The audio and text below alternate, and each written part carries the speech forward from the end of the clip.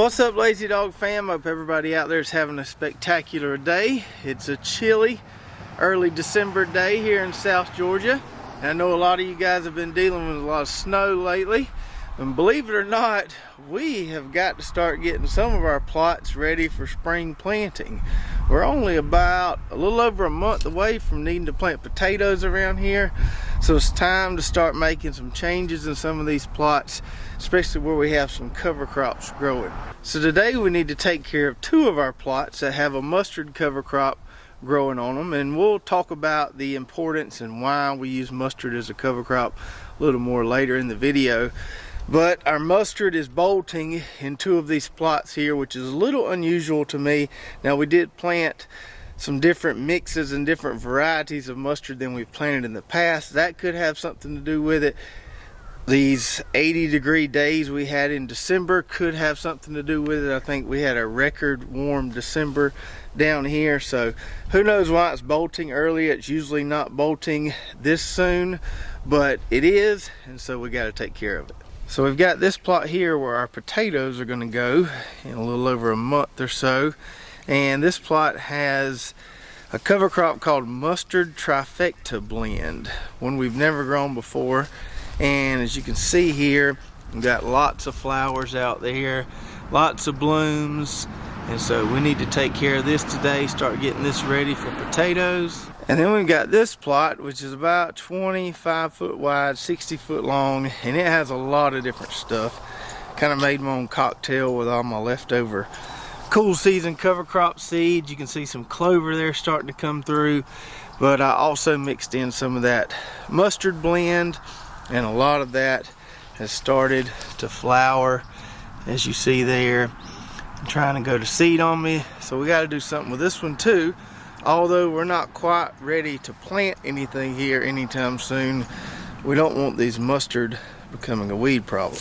Now for that first plot that's bolting, the one I showed you earlier, that's not really a big deal because it's pretty much time for me to start getting that ready for potatoes anyway. In this plot here, which we're probably not going to be planting until mid-March or so, I kind of wish now I wouldn't have added the mustard into that mix or that cocktail that I made. But I had no idea that it was going to be so warm in December and we were going to start to see bolting this early. Now, on our last garden tour video, we had some people mention, why don't you just kind of mow the top of it, mow it with your mower's highest setting and get rid of that flowering there.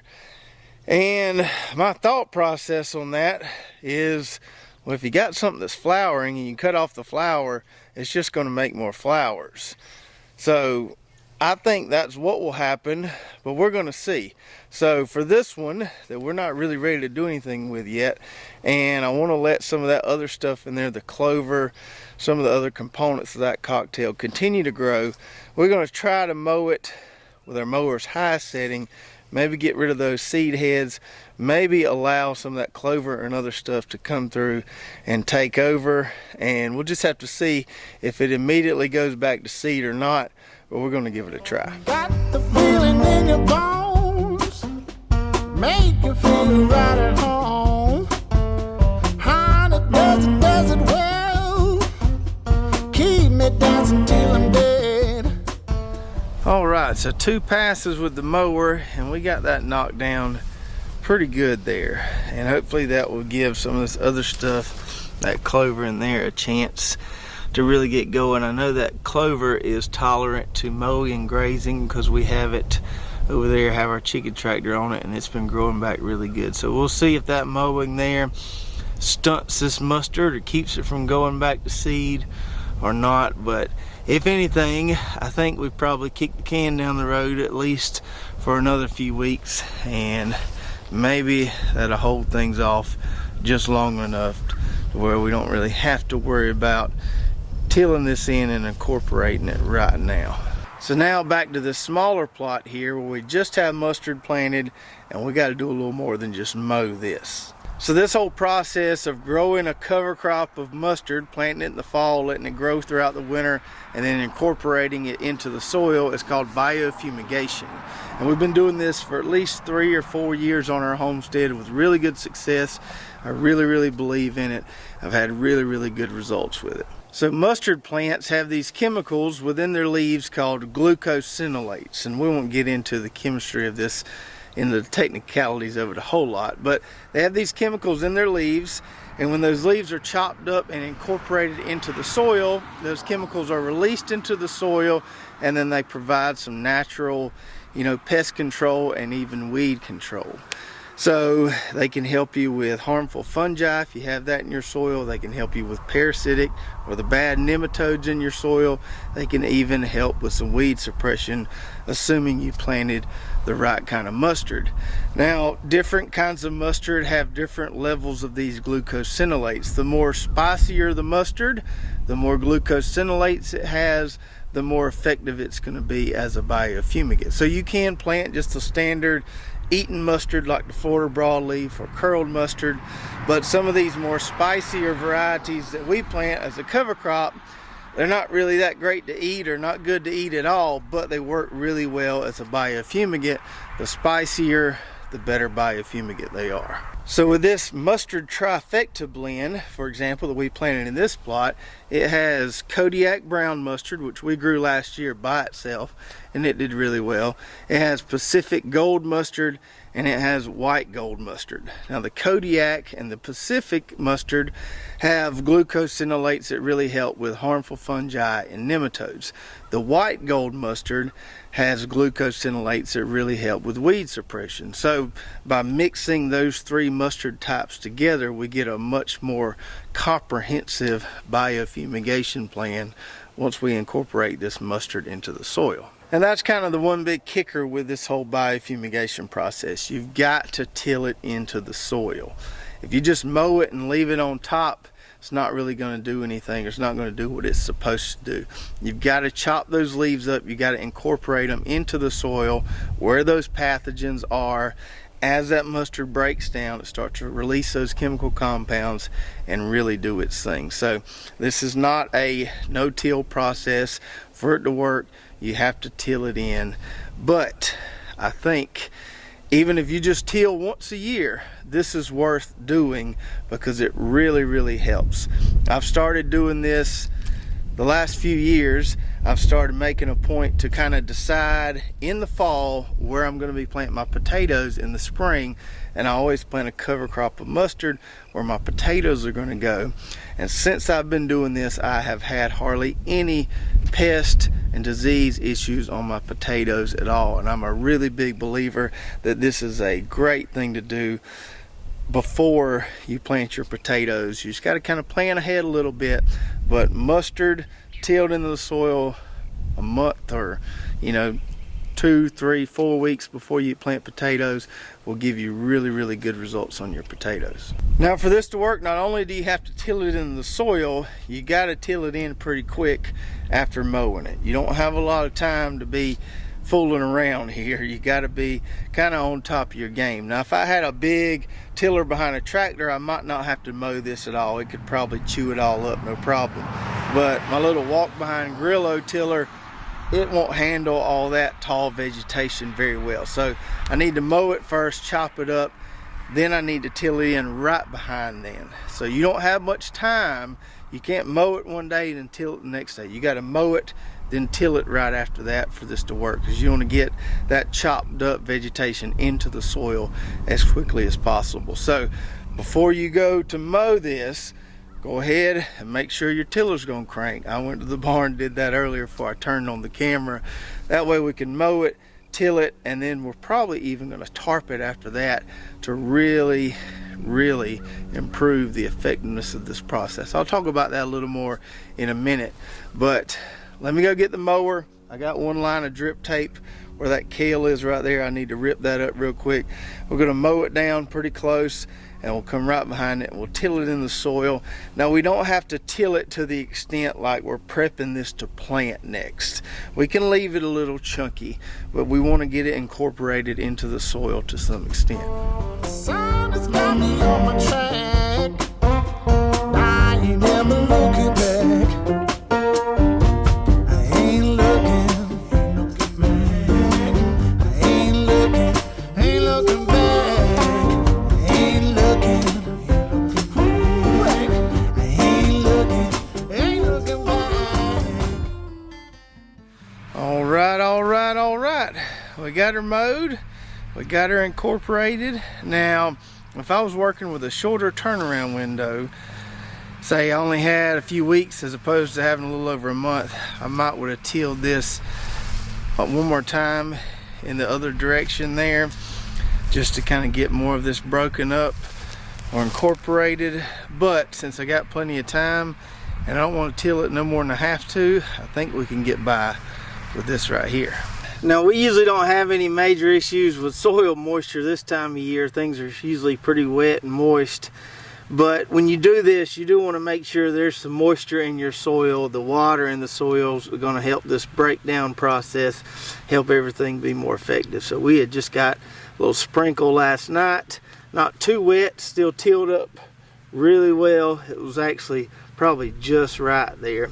So we got a lot of moisture in the soil there. That's going to help everything break down, help this biofumigation do its thing. You can still see a good bit of that root mass from the mustard is still there in place, and hopefully we won't have to disrupt that too much, but we got it down there into the soil, which is what we wanted to do.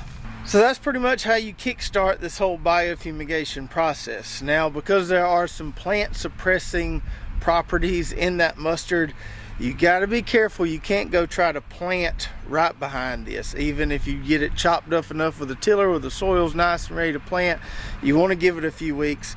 If you try to direct seed into this right now, you're not going to have very good germination rates. You got to let the whole biofumigation thing kind of take place, let things breathe a little bit. Now, if you're on a bigger scale and had a harrow behind a tractor, you might could skip the mowing process and just harrow all this into the soil, and then you'd be done. If you're on a smaller scale, maybe in a raised bed or somewhere you couldn't really work a tiller in, you could just use a pitchfork or whatever. Use a weed eater, chop it down, use a little garden fork to kind of turn it and flip it over, and you'd be accomplishing the same goal. Now, if you want to do like old Emerald used to say and kick it up a notch, you put a tarp on it. So what the tarp does is it kind of traps all those gases in there and makes the whole biofumigation even more effective. And I think I got another tarp that's the right size for these plots here. So what I'm going to do is I'm going to put a tarp on it at least for the next few weeks, and we're going to use the tarp to increase the effectiveness of the biofumigation like I mentioned, but the tarp is also going to help us with the timing of our tater planting. So ideally down here we want to plant potatoes middle of February, but sometimes the soil is too wet to plant potatoes in the middle of February, and if it stays wet for a few weeks we could be pushed back into early March. Not a big deal, but I like to get them planted as early as I can if possible. So what the tarp will do is help keep the soil from getting too wet. The tarp will keep the soil in prime condition so that when we have our potatoes and we're ready to plant them, we can pull off that tarp. The soil should be nice and dry and we're ready to go. We don't have to wait on things to dry out. We'll have our tater plot race ready when we get ready. And the tarp will also help continue to break down some of this vegetation from the cover crop here, keep us from having to cultivate it so much prior to getting ready to plant potatoes. So let me go find my other tarp. We'll get it put on this plot here, hopefully without too much trouble. It's a little windy today. And then I'll tell you what kind of varieties you can expect to see us planting when it comes tater time in another month or so.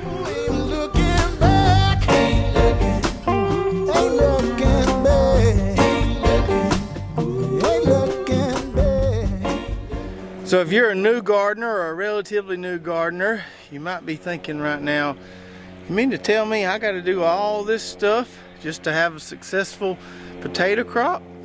No, but it'd be a lot cooler if you did. So the reason we do all this is because that one cover crop allows us to kill multiple birds with one stone. We make the investment of buying that mustard cover crop seed. we get all the benefits of the cover crop. We get the erosion control, we get the weed suppression. This plot basically is maintenance free while that mustard is growing all throughout the fall and into the winter. We get the organic matter addition to the soil when we till it in, so it helps condition our soils, make them nice and soft.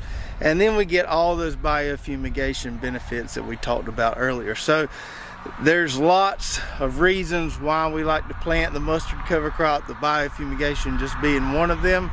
But when you add them all together and consider the amount of effort or investment it takes, it's really not a whole lot considering all the benefits we get from it. And we see those benefits long after this cover crop is terminated. Last year, I didn't have to spray my potatoes not one time. Now, that's not to say that will happen again this year and I won't have to spray them again at all, but just going on historical performance here, last year when I did this, I didn't have to spray my potatoes, and it seemed to make a huge difference in my pest and disease management on my potatoes. And speaking of potatoes, we've been having a lot of people sending us messages asking what kind of potatoes you're gonna grow, where you're gonna get them, all that good stuff. So we have, I think, 3, maybe 4 varieties that we're going to plant from our own seed stock from our little fall potato crop that we grew over in that other tart plot. So we have our own stash of seed potatoes that we can use, but I also want to try some new varieties that I haven't tried before. So I'm going to be getting mine from Wood Prairie Farms up in Maine. I know the folks up there from back in the day. I've actually got a call with Jim, who's the owner there, and I think tomorrow, and I was going to talk with him about which few varieties he would suggest us trying, considering what type of potatoes we like. And as soon as I figure out which ones we're going to pick, I'll be glad to let you guys know. And so they're in Maine, but they still ship potatoes all throughout the winter. They have to wait till they get kind of a lane or break in the weather so they won't freeze during shipping. But they'll ship to the southern states all throughout the winter months, so you can get your potatoes when you need to get them so you can have them planted in time. So it may be cold right now, but it won't be long before it'll be time. It'll be tater time. So thank y'all for joining me in the garden today. If you got any questions or comments about this whole process, please put those in the comments below. If you've tried it before, if you're thinking about trying it, or if you just think it's a bad idea altogether. And if you haven't already, go check out our website, lazydogfarm.com. Got lots of good recommended products, recipes, Lazy Dog Farm merch, and our affiliates page where you can find discounts from several of the people that we get our garden seeds and supplies from. If you did enjoy this video, make sure to subscribe, hit that notification button, like and share, and we'll see you next time right here at Lazy Dog Farm. Oh, farewell, by the beauty of your life.